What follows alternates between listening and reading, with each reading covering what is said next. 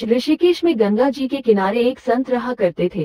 वो जन्मांध थे और उनका नित्य का एक नियम था कि वो शाम के समय ऊपर गगनचुंबी पहाड़ों में भ्रमण करने के लिए निकल जाते और हरि नाम का संकीर्तन करते जाते। एक दिन उनके एक शिष्य ने उनसे पूछा, बाबा आप हर रोज इतने ऊंचे ऊंचे पहाड़ों पर भ्रमण हेतु जाते हैं, वहाँ बहुत गहरी गहरी खाया भी है और आपको आंखों से दिखलाई नहीं देता, क्या आपको डर नहीं लगता? अगर कभी पांव लड़खड़ा गए तो? बाबा ने कुछ नहीं कहा और शाम के समय शिष्य को साथ ले चले। पहाड़ों के मध्य थे तो बाबा ने शिष्य से कहा, जैसे ही कोई गहरी खाई आए तो बताना।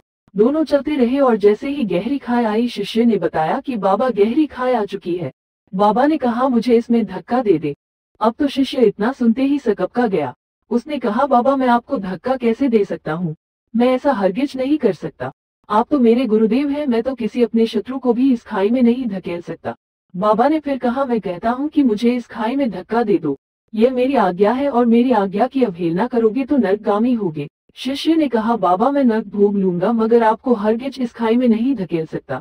तब बाबा ने शिष्य से कहा, रे नादान बालक, जब तुझ जैसा एक साधारण प्राणी मुझे खाई में नहीं धकेल सकता तो बता मेरा मालिक भला कैसे मुझे खाई में गिरने देगा। उसे तो सिर्फ गिरे हुओं को उबारना आता है, गिरे हुओं को उठाना आता है, वो कभी भी किसी को गिरने नहीं देता। वो पल पल हमारे साथ है, बस हमें विश्वास रखना होगा उस पर।